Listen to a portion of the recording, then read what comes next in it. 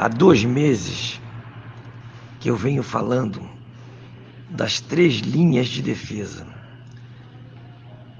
São 3 barreiras que o Lula teria que ultrapassar até chegar à rampa do Planalto. Essas 3 barreiras, eu usando a linguagem militar, passei a chamá-las de 3 linhas de defesa. A primeira linha de defesa, eu considerei os argumentos técnico-jurídicos do governo. A segunda linha de defesa, eu chamei as Forças Armadas. E a terceira linha de defesa, eu considerei o povo. Esse povo que ocupa a frente dos quartéis há praticamente 60 dias. Bom, eu dizia também que o Lula não conseguiria ultrapassar a primeira linha. Ele ficaria barrado na primeira linha. As 3 são intransponíveis. Então, ele não chegaria nem na segunda. E isso aconteceu. Ele encontra-se barrado nos argumentos técnicos jurídicos do governo. Mas, para entender melhor, temos que voltar antes do primeiro turno, quando a Justiça Eleitoral pediu o apoio das Forças Armadas para a segurança e fiscalização das eleições. Coisa normal, que todas as eleições acontecem. E o Exército sempre, quando disser Exército, entenda-se Forças Armadas. Isso sempre aconteceu. E quando ele atua nessa situação, o presidente decreta uma GLO, uma garantia da lei e da ordem, para que o Exército possa agir como polícia, prendendo, entrando nas comunidades, enfim, aquelas ações de polícia fica garantido através da GLO, da garantia da lei e da ordem. E o presidente decretou essa GLO antes do primeiro turno. Ninguém deu bola, muito menos a justiça, achando que era coisa normal e não teria implicação nenhuma à frente. E aí entra a astúcia da equipe de governo, Bolsonaro e sua equipe. Eles são muito espertos. Eles agem, eles pensam muito à frente.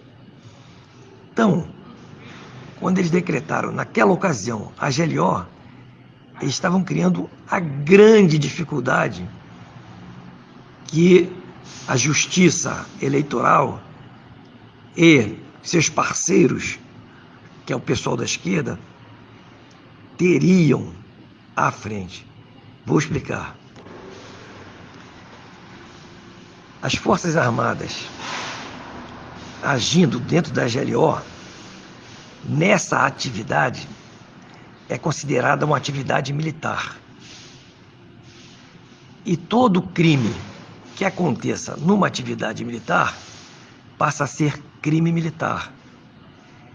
E o crime militar sai da esfera da justiça comum, da justiça eleitoral. Ela vai para a justiça militar, Superior Tribunal Militar. Aí estava criada a grande dificuldade que o pessoal do TSE, STF, etc., teriam à frente. Bom, as Forças Armadas entraram, como eu falei, para a segurança e fiscalização das eleições. Quando ela foi impedida de ter acesso ao código-fonte, ela estava impedida de fiscalizar. Isso caracterizou um crime. A missão era fiscalizar, sem acesso ao código-fonte, caracterizado o crime, impedimento da fiscalização, crime militar. E o governo continuou com as suas medidas técnico-jurídicas. Fez aquelas ações, preparou aquelas ações, reforçada com a equipe do Ives Gandra, e entrou na Justiça Eleitoral, que era a justiça apropriada para receber todas as denúncias, todas as ações referentes à eleição. E com um recurso, na segunda instância, ao STF. Isso foi feito e os dois tribunais não se manifestaram. Continuaram negando o acesso ao código-fonte. Ok? Bueno. Com isso, quando eles recorreram, numa terceira instância, recorreram ao Superior Tribunal Militar, eles fizeram porque consideraram um crime de lesa pátria, uma possível fraude, e que o TSE e o STF não se manifestavam. Então esgotaram os recursos naquela esfera. Passaram para a esfera militar. Importantíssimo. Chegada a época da diplomação do Lula. O que seria diplomação? A diplomação é o momento em que o TSE confirma que o candidato eleito foi o Lula, certo? E que o candidato eleito tem que mostrar a documentação exigida, Dentre as documentações, tem as certidões negativas, Tem que provar que ele é ficha limpa, Bueno. Ele não tem como provar isso aí, porque ele de fato não é ficha limpa. Se ele fizesse isso, se fosse apresentado documentos, seriam documentos falsos.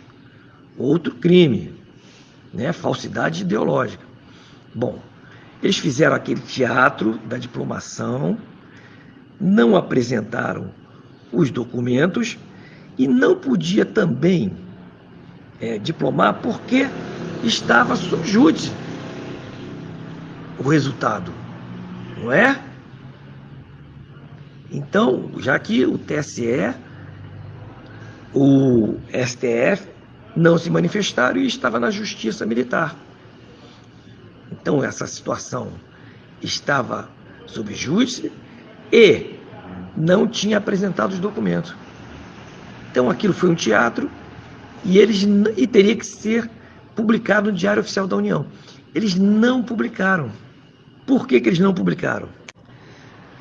Eles não publicaram até hoje porque, se publicassem, caracterizava um crime, consumava o crime. Então nós temos nessa semana, a última semana, nós vemos o governo quieto, o Superior Tribunal Militar quieto, aguardando a publicação no Diário Oficial. Eles não publicaram, nem vão publicar, porque eles sabem que, se publicar, serão presos. Crime. Só que tem até sexta-feira, dia 30, para publicar. 31 é feriado, é sábado, não sai Diário Oficial da União, e domingo, dia 1º, seria a posse. Então, essa é a sinuca de bico. Esse é o checkmate que Alexandre de Moraes e companhia estão. Eles não têm o que fazer, fim de linha, acabou. Eles imaginavam que, com as narrativas da imprensa, de golpe, de que Bolsonaro não aceita a derrota, o povo se manifestando, a imprensa internacional se manifestando, eles conseguiam passar por isso aí. Mas se enganaram profundamente. Aí entra a segunda jogada de mestre da equipe. Esses 2 meses, eles trabalharam pesado no exterior, mostrando para o mundo a fraude.